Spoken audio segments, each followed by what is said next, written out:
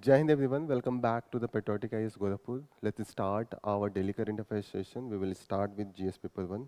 The first topic that we are going to discuss is Digha geared up for the inauguration of Jagannath temple. So Digha, this is situated in the West Bengal, Purba Medinipur district. So one thing you should remember that where it is situated, and this is going to be replica of Jagannath temple.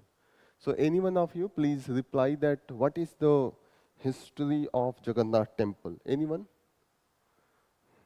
So if you will go through the history, this is belonging from this was started from the Chod Ganga dynasty, and it was started by the king Anant Varman, Chod Ganga Deva. This is the thing. Okay, so here it is given that Anant Varman Chod Ganga Dev.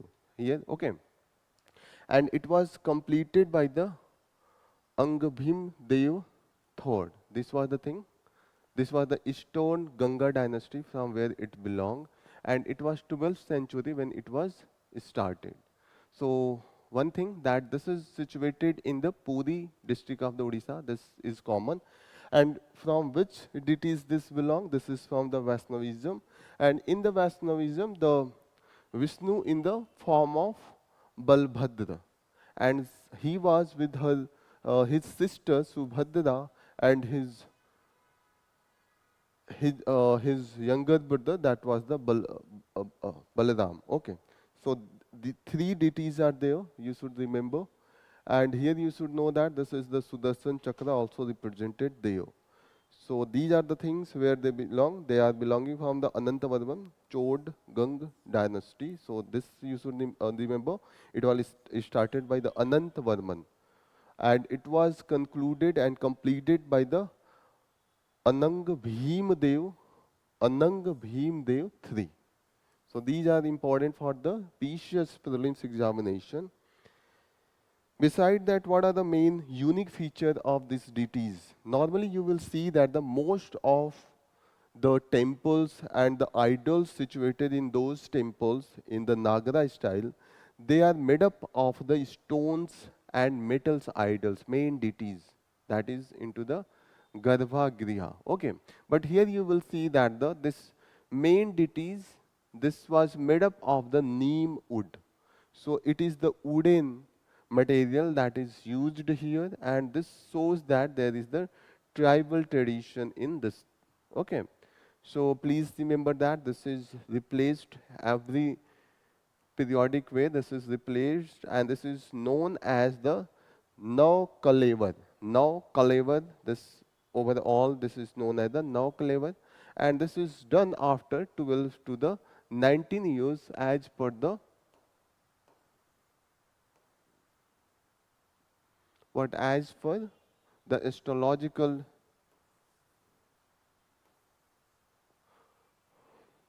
demand. Okay, so please remember this thing from this.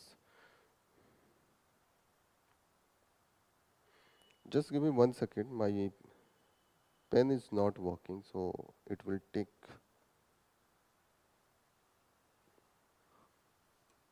What is happening? Just 1 second. I will be rectifying this thing.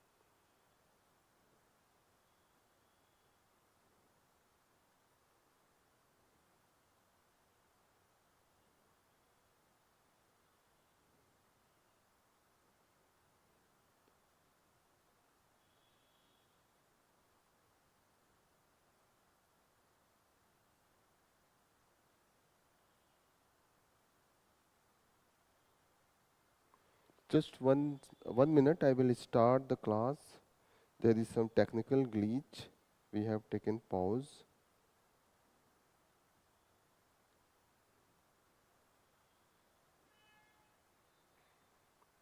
Okay, so this we were talking about the Jagannath Puri temple. Here you will see that the Rath Yatra, and this Rath Yatra is done every year. And here the main deities that are taken out of the temple, and there is a 9 days of the timing, and they have to move from the Jagannath temple to the Gundicha temple, and after Gundicha temple again here, this is Gundicha temple that is considered as the birthplace of Lord Jagannath, and here again he come back after 9 days. Okay, so these are the rituals that is followed every year, and you must have been observing this Rath Yatras. So these have the tribal connection because we see that the temple ritual is deeply influenced by the tribal tradition, and particularly it is associated with the Bhil Sabar community. So this is associated with the Bhil Shavar community that you should remember, and you should also remember that this is the Datta Patiyo, a group of servitude claim descent from the tribal community and play a crucial role in temple rituals. And this now Kalevar and Rath Yatra, that is ceremonies again associated with the tribal cultures. Again, this is, I think, why this is.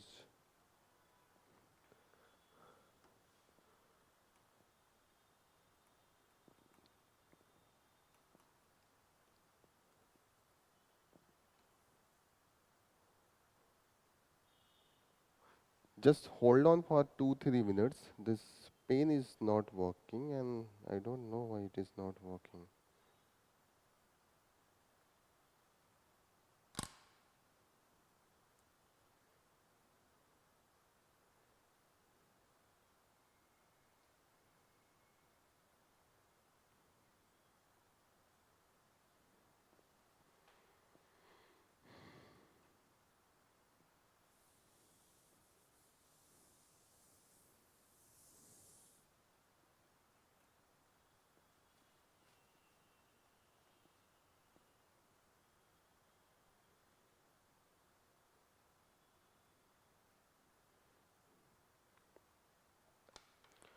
Next news that we are going to cover is again this is the India's urban future is at a crossroad. So here this article is talking that how there has been growth in urbanization in India, and also we have seen that the way urbanization and the demand for the urban amenities is increasing, we are not able to provide such amenities corresponding to the increase in the population. Now this article is talking that 30% of the India, now it is going to be urbanized, and here you will see that the life of the urban people, there could be the impact of the climate extremes as well as the rapid urbanization. So the way this is going to impact, we are not able to ready with the demand. And here you will see that the urbanization bring growth and opportunity. This is the positive side. Just I will take 5 minutes. I will shut down everything. Again, I will start. There is some technical issue we are facing, so we can resolve it. We will start the class after 5 minutes. So give me 5 minutes. Okay.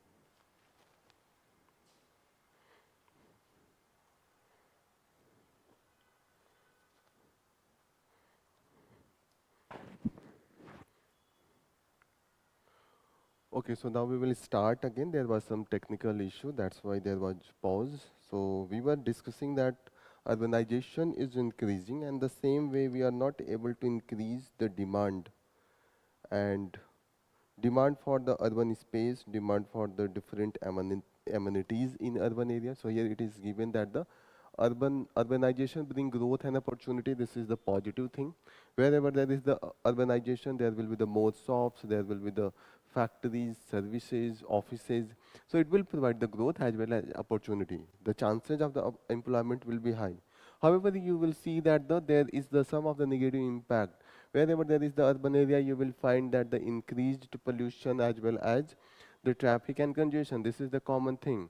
And this increased pollution, increased congestion, this result into the environmental impact, and this will be the negative impact. And many times those who are living in urban area, they have the job, but many times they are more prone to the disease, the health issues, and such type of the thing is very common. And this is more to the those who are living into the slums, and who are living in the slum, those are underprivileged because they don't have the houses, clean houses is absent, the drainage system is absent, the proper road connectivity is absent, and a lot of such things are prone to impact of the disease. Any virus, any bacteria, they will be spread in a very speedy manner because the houses are very much connected to each other, and there is no hygiene availability, and sanitation is absent. So these underprivileged people, they are also most impactful. They have facing the most negative impact of the urbanization.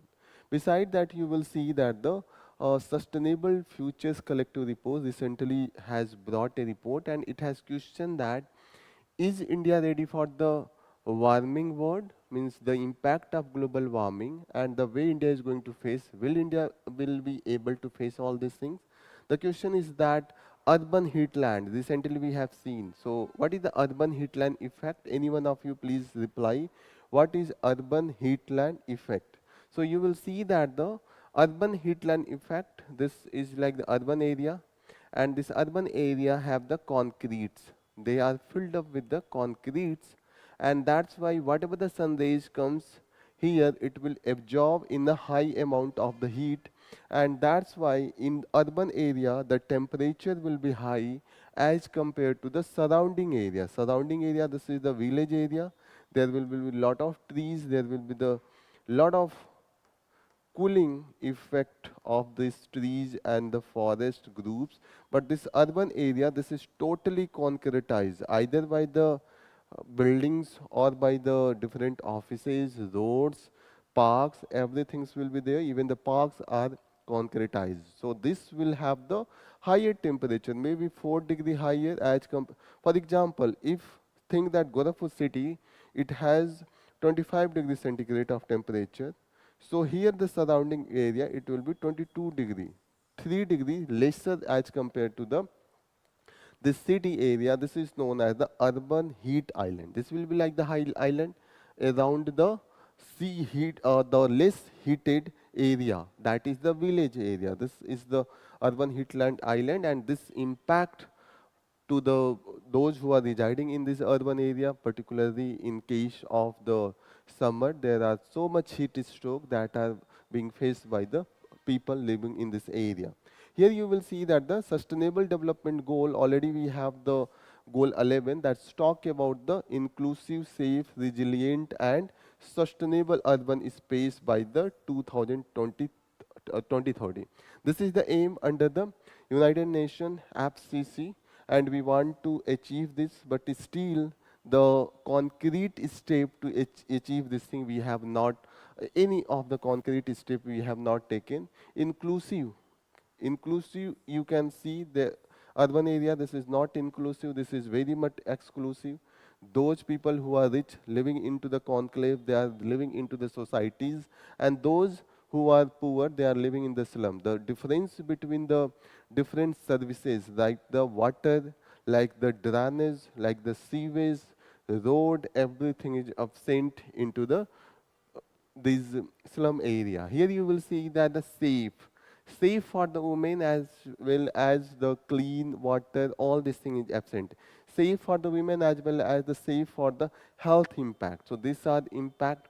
Resilient. What is mean by the resilient? Means if there is any of the uh, earthquake or any of the geophysical events such as the flood, they are not able to sustain. So these area we are expecting that should be resilient. If there is the cloud burst, there is a very high amount of the rainfall or the precipitation, there should be the drainage system that should uh, absorb all the water flood or the all the water that is in the surplus. So these are absent. Beside that, we also see they are not sustainable because these things are absent. So this has been discussed here.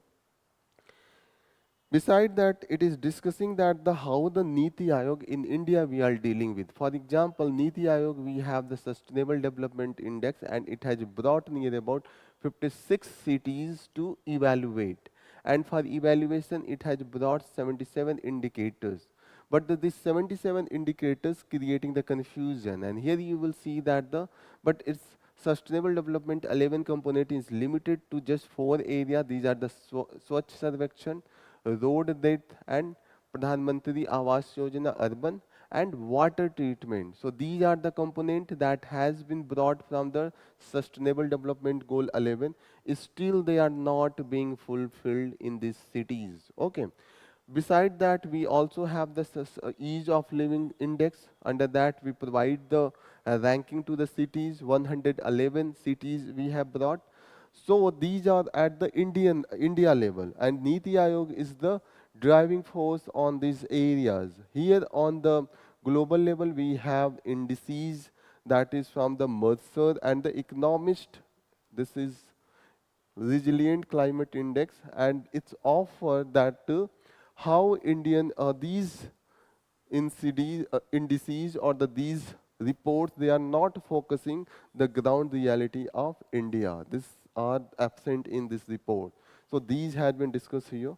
Beside that, we have the policy resource gap, the information, the data, the analysis at the ground level that we need to improve these urban area, that is absent, and the universities and the research institute, they are not able to properly do research, so that whatever the problem these cities such as mega cities, Hyderabad, Delhi, Bangalore, Chennai, Mumbai, Pune, all these major cities that are facing, they are not able to bring the things, and that's why we have the 10 major cities under these ranks. And again, we have find that the breeze, the gap between this what we need to achieve these goals and what is the ground reality, we are not able to fulfill, that has been given here. You should also know one of the concept that is known as the Shannon entropy weighting technique. So these are mainly to decide and measure that how much waste is being generated in a particular cities, and here it provide a more objective approach to weight multi-criteria decision making modeling. Okay, so here you will see that this is mainly focusing on the employed for the generating weights. So here you will see these are the things that we have observed and that has been analyzed in this article. Next news is from the women's issue. This picture is showing that role in the risk society, how women bear a disproportionate burden. So here, this is based on the one of the book. The name of the book is the Risk Society. This has been analyzing the towards a new modernity. Here, this is talking about the how the shift from the industrial society to one shaped by the uncertainty and hazards from the technology and environmental development. So these analysis, this book is talking about the three type of the society: pre-industrial society, then industrial society, and after that the modern society in which we are living.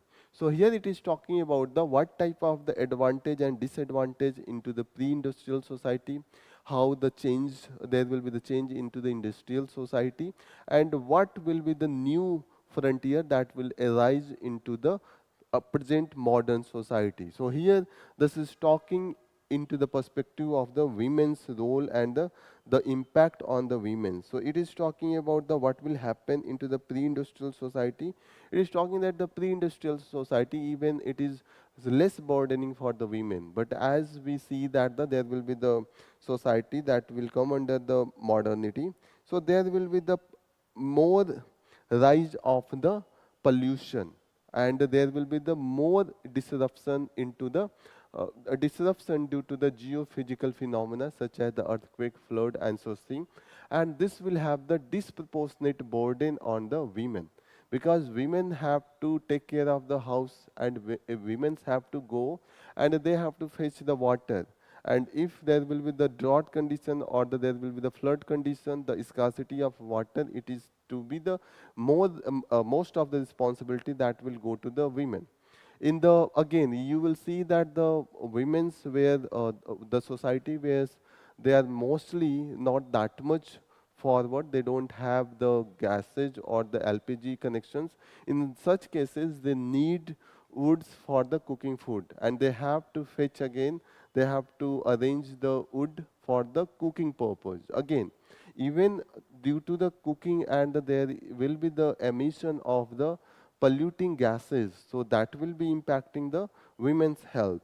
Now this is all will be arise into the industrial society. Now the Ulrich Beck, he is the writer of this book, and now it is talking about the modern society. This now where we are living, this is as the risk society. And in the risk society, you will see that the industrial society to one focus on the managing uncertainty and hazards, and this will be mainly due to the technology and environmental development that has been resulted due to the modern technology that we have seen now. Here you will see that the shift, the focus that is on the distribution of the wealth and the prevention and management of the risk like the health crisis, pollution, and the environmental degradation. And he has brought that idea of the reflexive modernization. What is mean by the reflexive modernization? This reflexive modernization, this talk about the modern society must constantly reflect on and adapt to problem they have created. Means whatever we are creating in this due to the modern ages, just if I would like to simplify, you can simplify like the now there is the now that there is the use of the digital media, and due to this digital media, we have the new risk. What could be the new risk?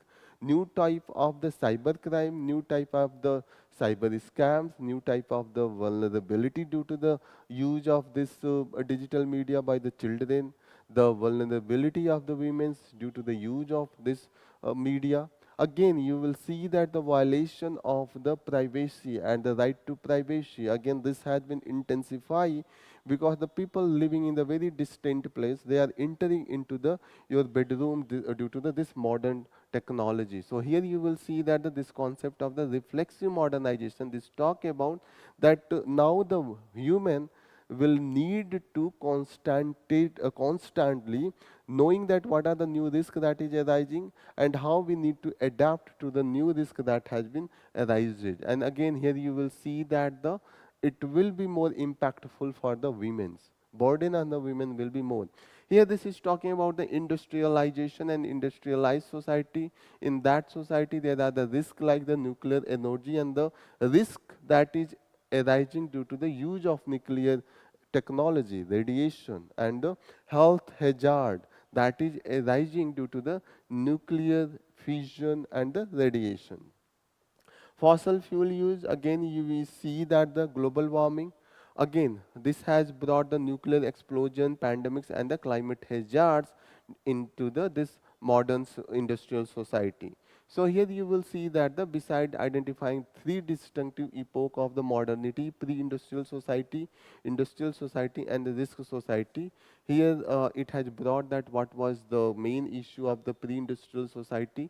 Here it has compared that yes, despite the society was agrarian, agrarian means more dependent on the agriculture as compared to the modern society where the society is mostly dependent on the services and the industry. So it was agrarian, but the stability was more and risk was rare. And whatever the risk was there, it was due to the natural and the localized. What is mean by the natural? Natural means natural earthquake will occur, natural volcano will occur, natural flood will occur, but this will be not due to the human induced. There will be this risk in the pre-industrial society. You will see that there was the drought in the rules of the Akbar, Mughal era. Before Mughal era, there was in the medieval era, there was the calamities, but it was not the man-made. And this was localized, means the impact has been into a particular defined area. It could be into some cities, some kingdoms, some region. Maybe if there is some of the flood condition, just take the example. If this flood condition is into the Doab, Ganga Yamuna Doab, so it will be confined to the Ganga Yamuna Doab.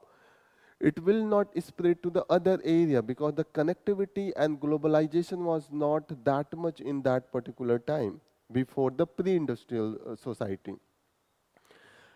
Any of the disease, there could be the impact of the disease in the particular kingdom or a specific region or the area. But now you can imagine if there is the one disease, any disease, you can see that you can take the example of the bird flu, HIV, recently COVID-19. This is globalized. Even the one distant city where this could be in the China, Wuhan city, where a particular bacteria, virus evolve, and that bacteria impacting Italy, India, Bangladesh, Africa, USA, because the connectivity is very high, and that's why the impact is not localized into the present situation. So these are the things. The scam into the pre-industrial time was not that much common, but now you will see that the scam is still sitting into the Pakistan and hacking the account into the India, or one of the hacker that is sitting in the Myanmar and hacking the account of a citizen of US. So this is the nature of the crime. So this is taking at the global level. This was not the situation into the pre-industrial era that has been discussed here. Okay. So the risk in the pre-industrial society were the manners, so the social order and the traditional knowledge system. There was not need for the expertise or the new type of the very high technology or the cooperation across the global level to tackle this thing. The new the new change that was took place into the industrial society, this was pollution and natural resource depletion. So here again the global warming was not that much, it was the industrial society. But as we seen the industrialization across the world and the new type of the modern technology that is dominating the society even into the poorest area, even the African, they are using the most modern technology. The thing is that now we have the such type of the risk associated that have been the accelerated impact. If anything happening in the Africa in a very accelerated way, maybe within the month this will be impacting in India. So these are the things that has been discussed in this analysis, this article. I hope this is clear to everyone. Here you will see that in a risk society, management of risk is central to the both policy and daily life, but the burden is not equally distributed. More burden that is going to be gender role is determined who face the most significant consequence. Environmental disaster, health risk, and economic vulnerability, this is more to the women as compared to the men that has been discussed here. Women, especially the developing countries, often primary caregivers and household managers, placing them at the forefront of the mitigation. Here you will see that the unpaid domestic labor, this is the main issue with the women. The work they are doing, but the paid, they are not being paid, informal sector, and often goes to the unorganized sector. So most of the women, they are not salaried job. Even those who are working as the labor into the farmland or in the agriculture area, they are not properly recognized or the organized. This is the other issue. And here you will see that the vulnerability is very high. Take the example of the domestic work. There is no certainty of the job and there is the no fixed salaries. So these are the things that is being faced by the women's, and the women's are not as the forefront of the decision making power. So here they are taking the burden of the whatever the vulnerability is there, but the decision making is with the mainly it is with the male section of the society. All this thing has been discussed here. We already have covered all this area.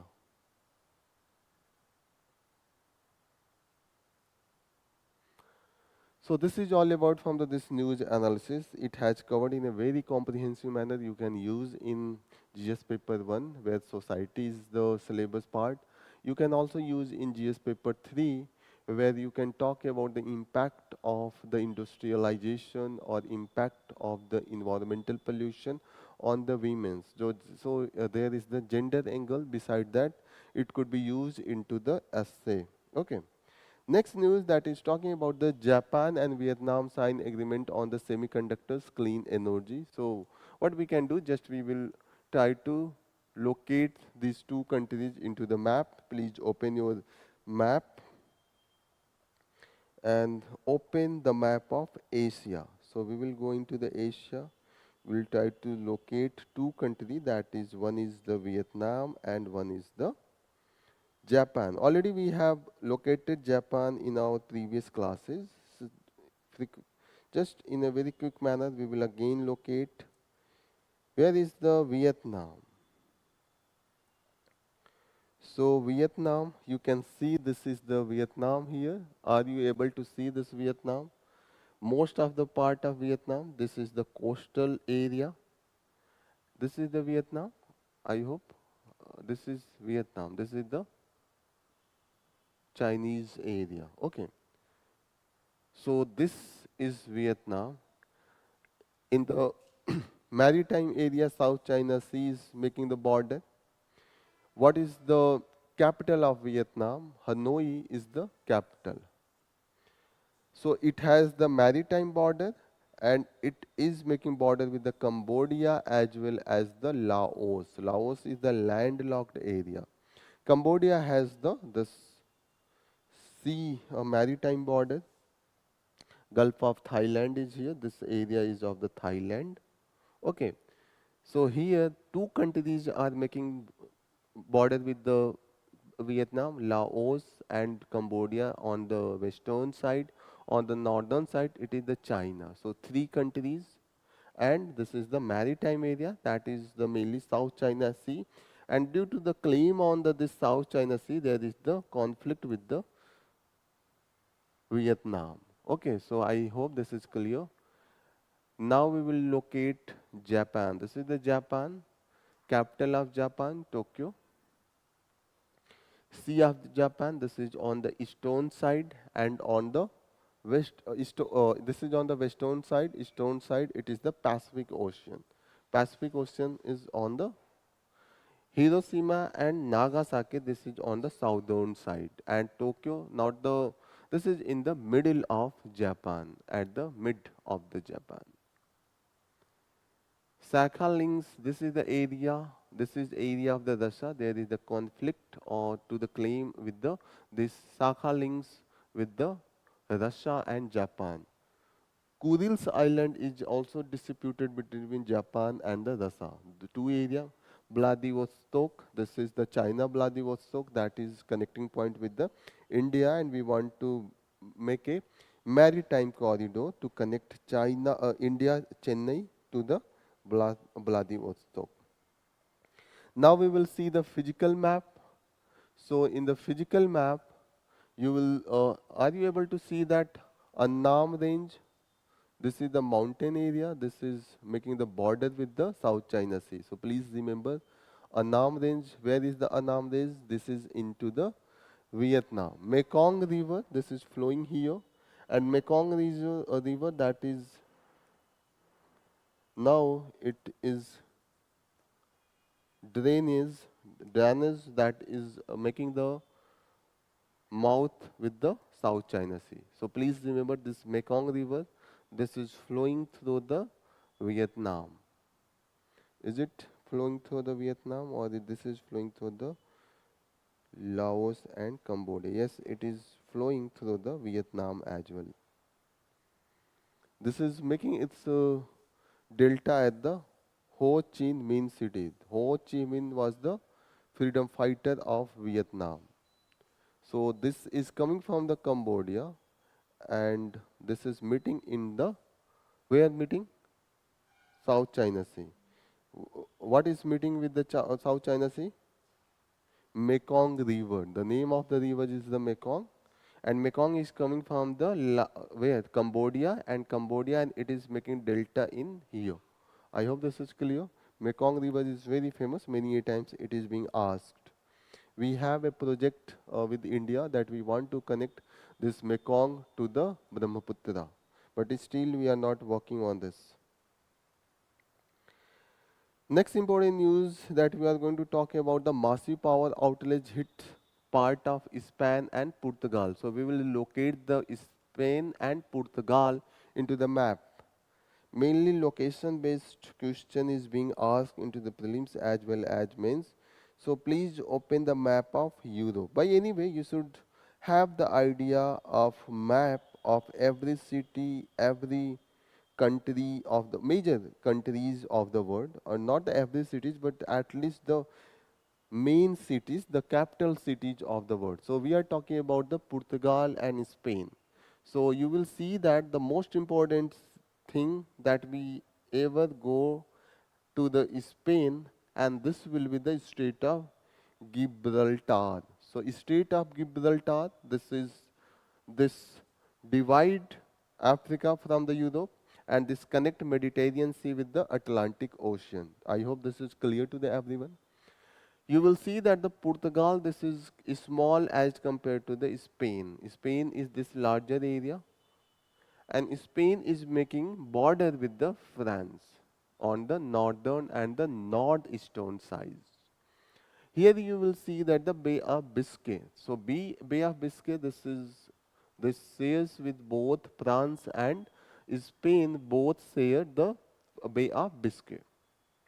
Madrid is the capital of Spain, and Lisbon is the capital of Portugal. You will, when you study the European Union, there is the Lisbon Treaty. Lisbon Treaty is very important for the formation of the European Union.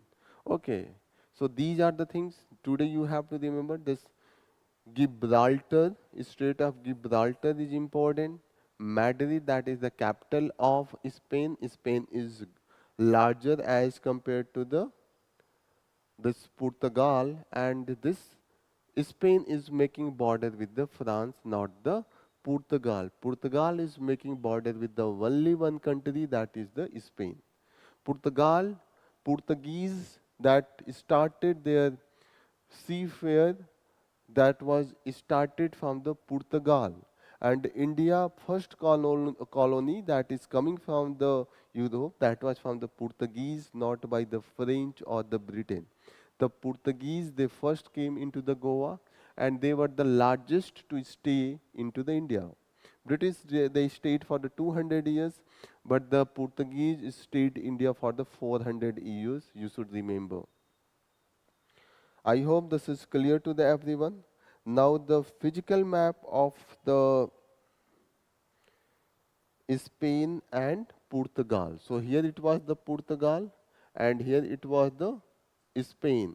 So what are you able to absorb? Gil, Gil, Gibraltar, that is, this is who is the sovereign body at the Gibraltar? It is the UK. In the small, this is written UK, so it could have been the colonial period when the UK would have made it as its colony, and due to its importance, it has not given, or it has not given freedom to this area. So here you will see that the Pyrenees is dividing, this range is dividing between the what? France and Spain. Pyrenees. Iberian Plateau, this is the very large plateau. In India, we have the Deccan Plateau. In Spain, we have the Iberian Plateau. This is very famous. Iberian Plateau, please remember. And other thing you should remember is the central cordilleras. Okay, so mostly this is the Iberian Plateau that you have to remember. Okay, so these are the things you should remember. Here there is the Cantabrian mountain. Okay, there is the name of the chocolate, Canterbury's. So Cantabrian mountain, where is this? This is into the Spain. Only the significant thing that you have to remember, Iberian Plateau. This is important. Other thing you can ignore. And other thing is the Gibraltar. That is the Strait of the Gibraltar. UK have the sovereign power, not the Spain. Many times we confuse that it is under the Spain, but it is the who is controlling it? UK, United Kingdom. So I hope this is clear. First who came in India, they were the Portuguese, and it was the Vasco da Gama who landed, and whose first uh, first expedition it was by the Portuguese government, Portuguese kingdom. At that particular time, it was the kingdom. Okay. Next news that we are going to take is from the GS paper 2 Polity section. The first news that is talking about the India and France finalized agreement on the 26th Rafale, and this is the marine version. So this will be for the our naval forces. So one thing you should remember. Other thing you should remember is that where we are going to use it on our, what is this, carrier, that is our we have two carriers, aircraft carriers, and we have two aircraft carriers. This is the INS Vikramaditya and INS Vikrant. So I hope you are clear with the what are the aircraft carriers. Aircraft carriers, they are able to carry the aircraft as well as they work as the airport or the airdrome, wherever the aircraft can take the landing as well as take off. So both is taking place, and it is a very large area. So the technology to make this aircraft carrier has the very few countries have this technology, and India's first indigenous aircraft carrier is the INS Vikrant. So please remember INS Vikrant. This is the indigenously developed, and this INS Vikrant we have taken it from the Russia. So please remember we have taken this from the Russia, and this is INS Vikrant. That is indigenously developed. I hope this is clear to the everyone, and we are going to use this Rafale at these two aircraft. Next news, Supreme Court declined ED plea to bar Senthil Balaji from the holding office. So there is the debate that whether a person holding a public office should be, if there is some cases, some of the FIR that is taking place, or there is some allegation of the corruption, whether he should be continue with that post, or she should be continue with that post, or he or she should resign. There is the one thing that there is the moral ground that he or she should not remain in that public position or the public post. But recently we have seen that there is the violation of this morality, this moral ground. We have seen the many of the minister, even Chief Minister of the Delhi, Arvind Kejriwal, now he is the former Chief Minister, he was arrested but he remained to the post. We have seen that the many of the ministers, they have the cases, but they are holding the post. The thing is that what is the point of view of those ministers? They are talking about this, that this cases of the corruption that goes for the very long time, many years, 10 years, 14 years. So for the 14 years, they should not involve into the public activities or the holding the post. One question that has logic has been given in the this case as well. To the Supreme Court, the lawyer of Senthil Balaji has said that if this case is going to work for the 15 years, will not my candidate, my client, have to be not on that post? So this is from the government side. This is talking about the if this person will remain on that powerful post, he or she will influence the witnesses, and that's why it is not possible to conclude these cases in a time-bound manner. So this is the side of the government side, union government side, that how he should resign, why it should resign. Particularly, it is the stand of the enforcement directorate. This is asking to resign, but this minister, Centralese Balaji, he is not resigning. This is the two ground you can use into your ethics paper as well. What is the responsibility of a public person or the person who is holding the public post, and what should be the condition? What should be such a condition or the decision in such allegation? Next important news, again this is into the debate from the 2014. This post of the deputy speaker has not been filled after the Modi government taking the oath in the 2014. So the question is that, is this post is just symbolic, or this is a crucial post? For that we should have the regular and the compulsory election, and this post should be filled on a daily regular basis. So here this is the main stand, that main thing is that this if you will go and if you will follow this article 93, this talk about the post and position of the speaker and the deputy speaker. This talk about that immediately after the elections there should be the elections for these two posts, and the member of Lok Sabha should choose the speaker and the deputy speaker. So please open Constitution and Article 93. I hope everyone have the Ware Act, and please open Article 93. So 93, where is this?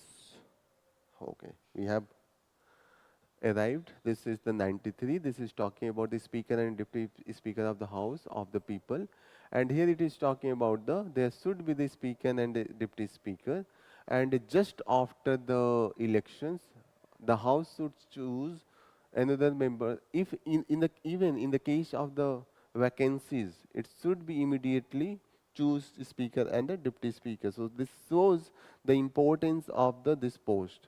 In the case of vacation, resignation and the removal from the office of the deputy speaker, what is the case? If the deputy speaker have to resign, he will give his resignation letter to the speaker, and if the speaker will resign, he will give the resignation letter to the deputy speaker. Many a times the question is being asked, even the UPSC can ask that if the speaker resign, to whom it gives its resignation letter, to the prime minister, to the president, to the deputy speaker, to the parliament, okay, or the whip of the party. Such type of the option they can give. You should be very clear. Many a times it doesn't click into the mind that the deputy speaker, whenever it's resigned, it's give to the speaker, and the speaker gives to the deputy speaker. Main confusing point will be they will give to the president. So you should not be confused with the president.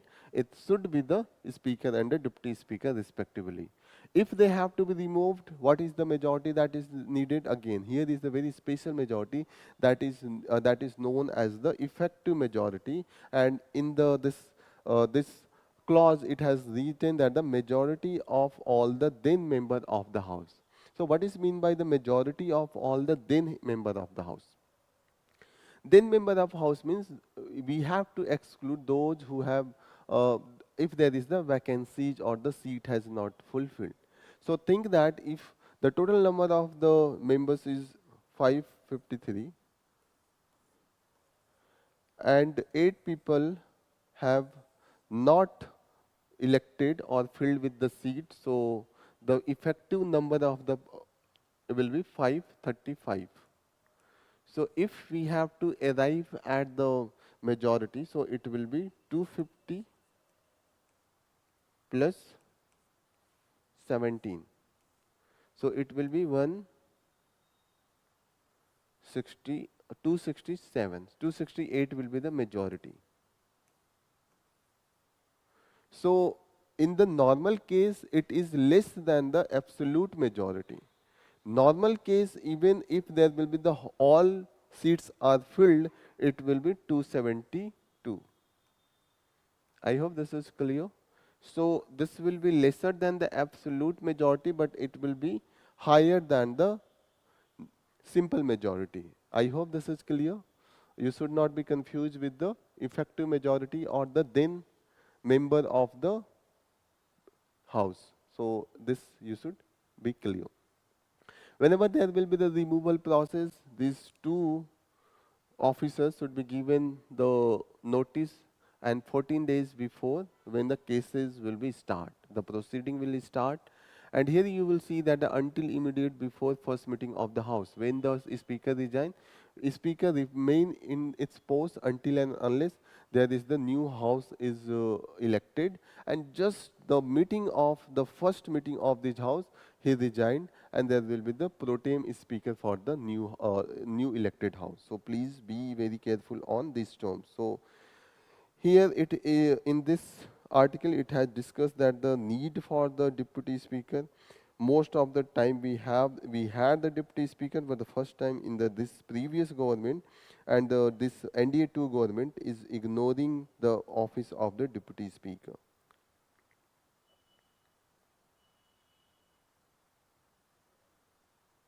We have seen that the deputy speaker post has been remained vacant for the entire 17th Lok Sabha. So this is the 5 years, previous 5 years we have not any Lok Sabha, and even into the 18th Lok Sabha we have not the deputy speaker till now. So this is the constitutional anomaly, despite the constitution has given, but due to the a procedural lapse, the situation is not a procedural lapse, this is the constitutional anomalies that has given this. As soon as it may be, must be interpreted as whenever convenient. So this should be the change that we need to brought into this clause of 93 and 94.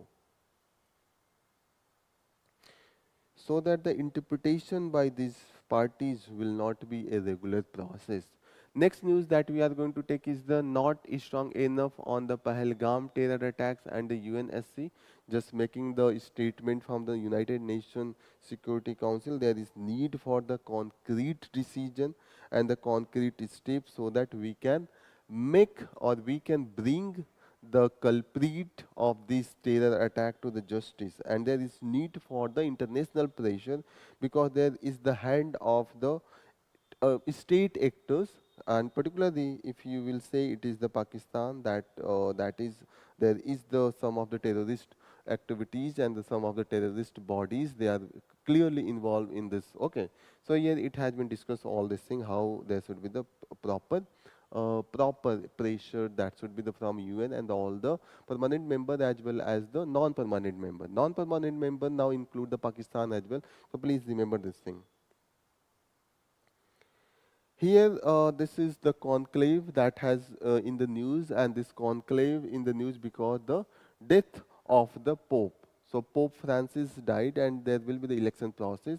So what is this conclave? This conclave's concept comes in the picture with this conclaves means the conclave. Okay, so this is taken from the Latin word, and it means chabi ke saath with a key. Okay, so this is mainly indicating a process held by the secrecy behind the closed and the locked door. That's why this is known as the conclave, because this is coming with the key, with a key.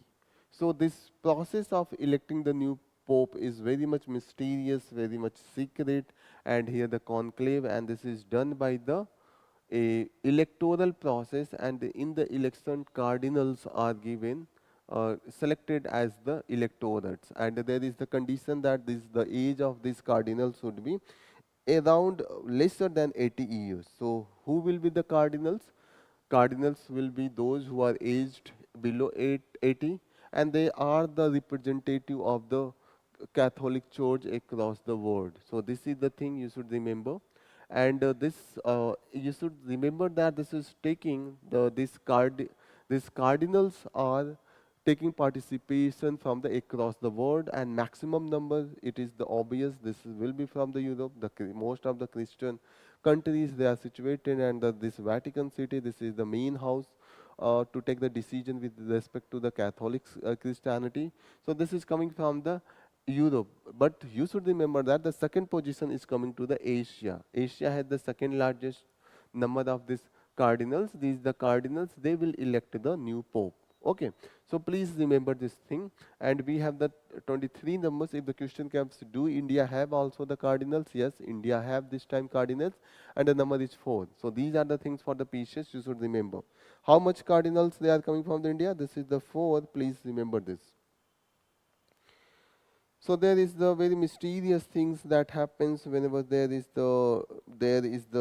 whenever there will be announcement of this name of the new pope. This is taken in a very much mysterious way. For example, there are different type of the smoke that is used to show that yes, whether this pope has been elected or not. So different colors are used, and these different colors are generated by the different chemicals that is being used. For example, potassium, perchlorate, anthracene and sulfur.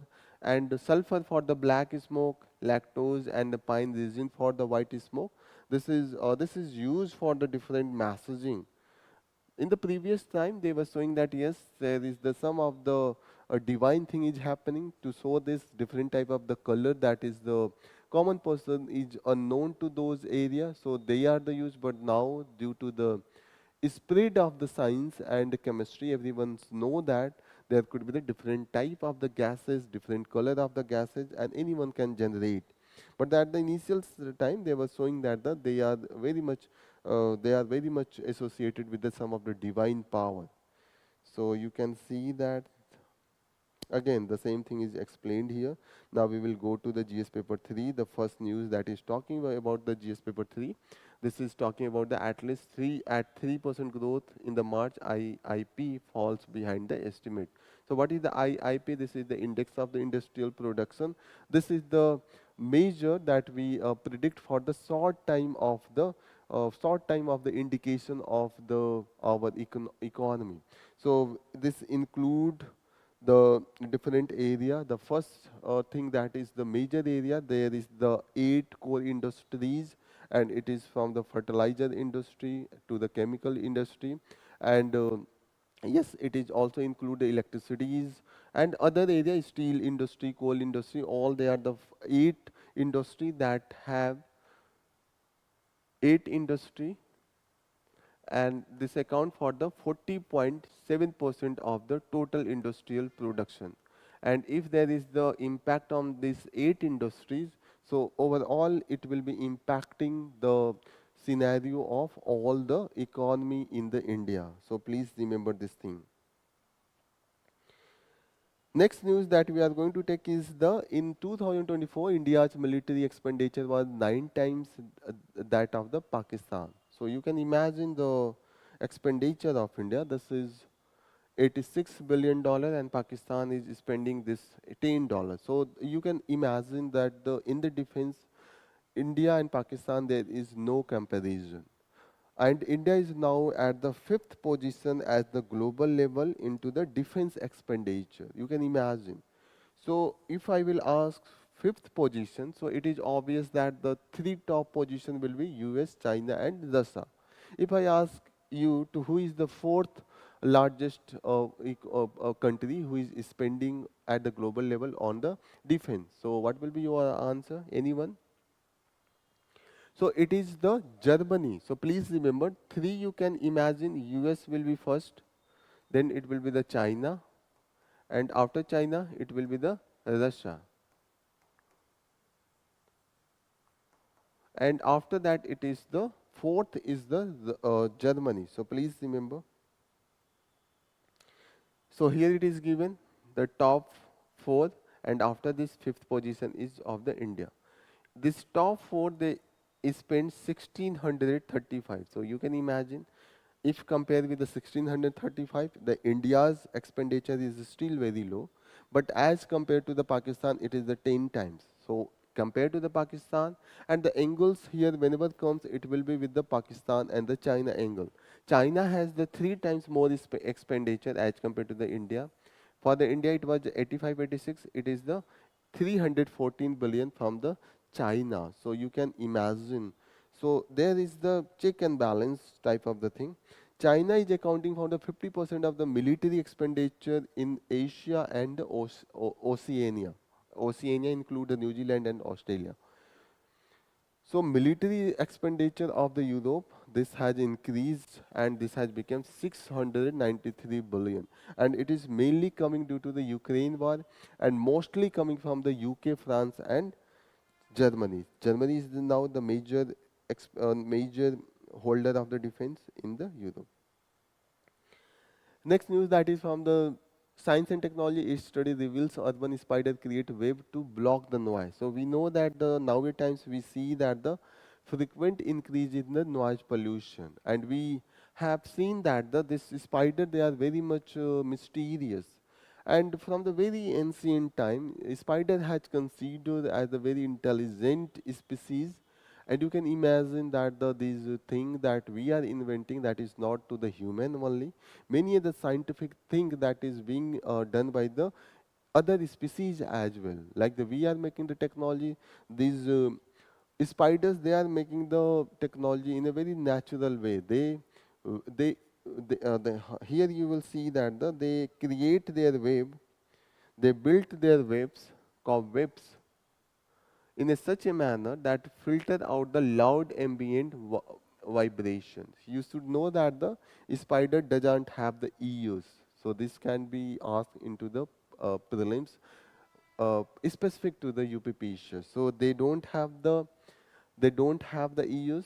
They know these noises and other thing by the vibrations. Even they know that some of the insect is coming and coming very close to the web. They will know by the vibration of the wave. There will be the vibration in the wave. They will be knowing from the which direction, for what will be the distance this insect is situated. And these are the things. This is this type of the species. They are coming from the North America spider species. Okay. We see that the same species in the rural area, they amplify the vibration, and because of this biological relevant, because rural area, that is the quieter, and they need that if there is any of the insect or any of such species is coming, they should know that how they will be praying, and this will be based on the vibration. Okay, so please remember all these things. This unique property where we can use in human can use to generate the tissue engineering and the regenerative medicine application of this unique property of the cobweb and the way they creating this type of the webs.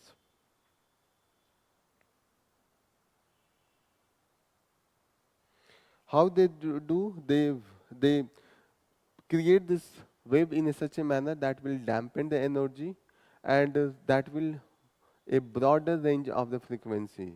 And they, in the rural area, they will bring such the creation in such a manner, they will retain the energy and in a narrow range of the frequency. So they will reduce the frequency, here they will increase the frequency, and that's why the noise will be reduced and the vibration will increase. In the rural area and in urban area, this will reduced. Reflection of the Pahalgam's fight against the terrorism. Here it is given that what we need to do. This is not about the attacking or the going for a war. Every time you go with you face some terrorist attack, and you start, we will teach the lesson. What will be the meaning of teaching the lesson unless and until it is going to be effective? For example, after the Balakot strike, we thought that we have resolved the issue. Again, there is a strike. There was so much strike before the Balakot. We have taught the lesson. So this is not giving a proper solution to the terrorism. Terrorism, yes, there is some of the political implication. There are the political ground and reason for these attacks. However, we have to think the solution at the social level and at the societal level.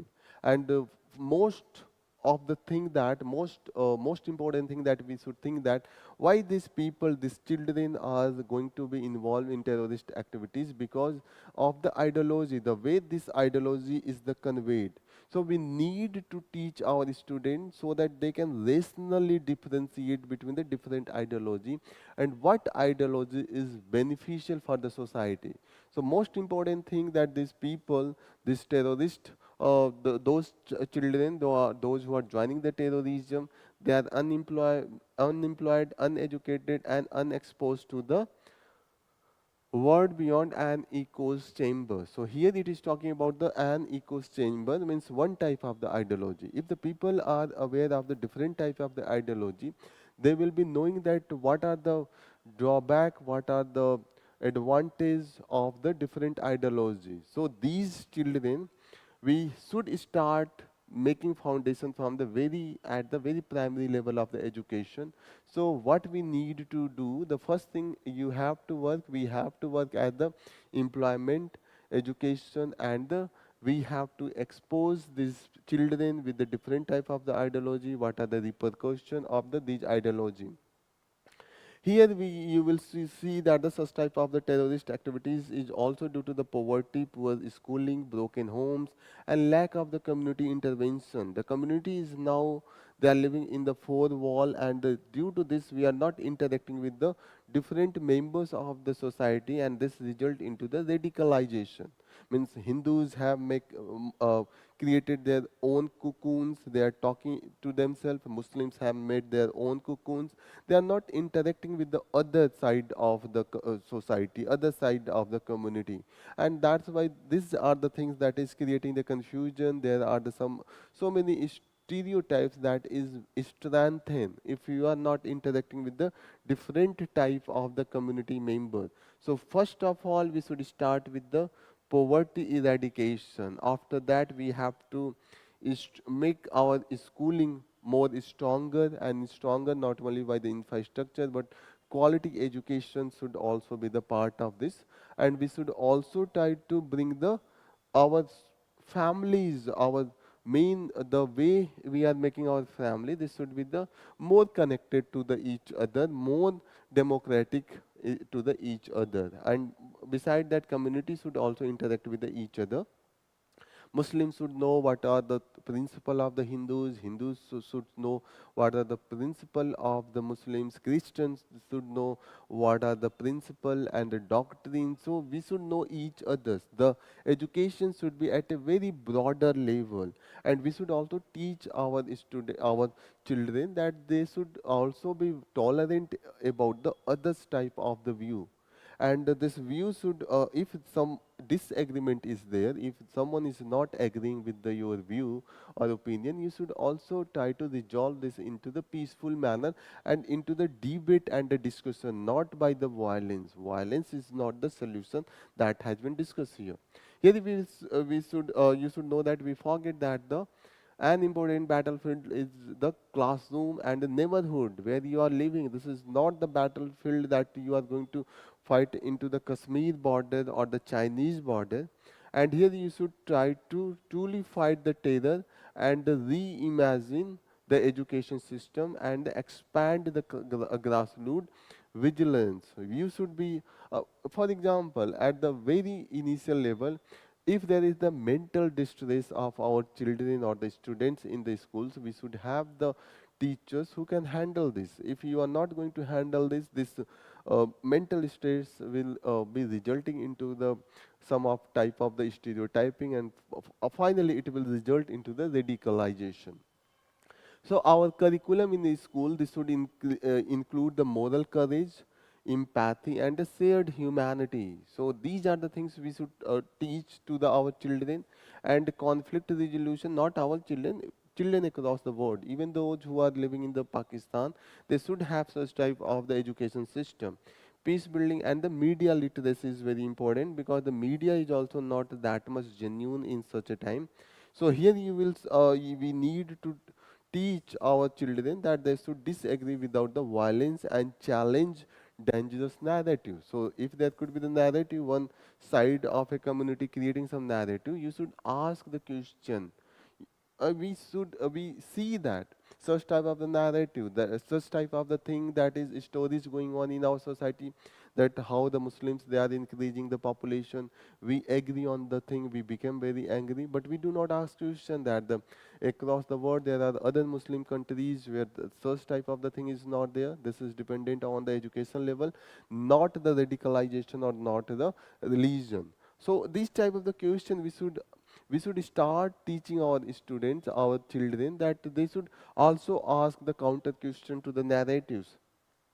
And most important thing is we need interfaith harmony and practical ethics.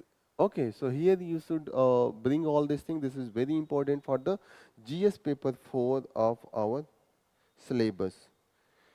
Who will be the very most crucial part to building such type of the society? Most important part is the teachers and the mentors. The teachers, beside that we should have the social workers, and we should also the police, local police, who should be trained in a such a manner they can handle such situation.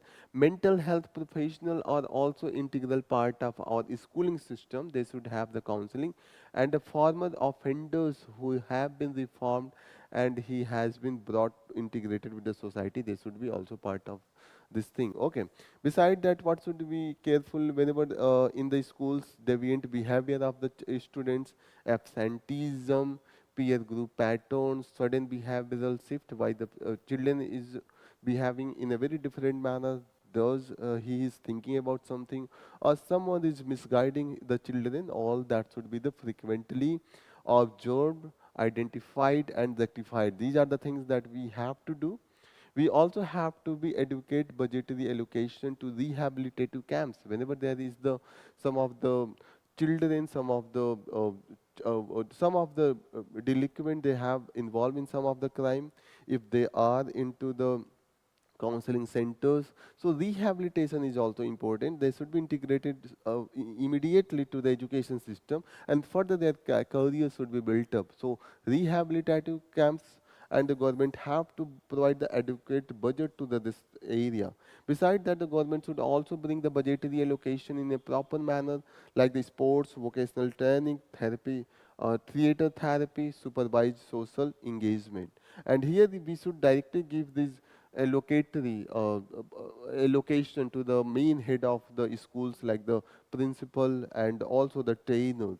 And we have such example. For example, in the Kerala, we have brought the youth dropout rates and the mental health pattern. We have identified as the very initial level into schools, and we have intervened, and that's why there has been the improvement in this area. Beside that, government must use this digital platform for the education and the media literacy instead of just for the surveillance. Mobile friendly platform must teach the critical thinking. This is most important thing, because there is a lot of access of the children, even the children who are lesser than the 10 years of the age, they have the direct access to the mobile phone, and at the mobile phone, what type the content we are providing to them also impact what type of the mindset they are going to develop into the future. So government should also try to bring the good and proper educative literacy spreading type of the content. Okay, so here there are a lot of conspiracy theories that is going on these mobile phones, WhatsApp, social media, and there is the verified information that should be there into the public domain. That is more account most. This is the most important accountability area of the government. Okay, so here you will see that the where allocation should be there. It should be allocated directly to the principal, sports coaches, and the local NGO workers. They can use in a much effective way. These are all the things that is missing in our system at the ground level. The NGOs, those who are not properly working, they are involved into the money laundering and other area. They are being provided, but those who are working in authentic manner or the genuine manner, they have been ignored. Cure to the extremism is not always drone strike, military operation, but it is always that is going from the good teacher and the timely mentor. Their role is very important, and those teacher and the mentor, they should be trained in a proper manner. So how they can handle this thing. So these are the things that is all about from this news analysis. Here we will conclude our session. Thank you for joining the session. All the best. Jai Hind.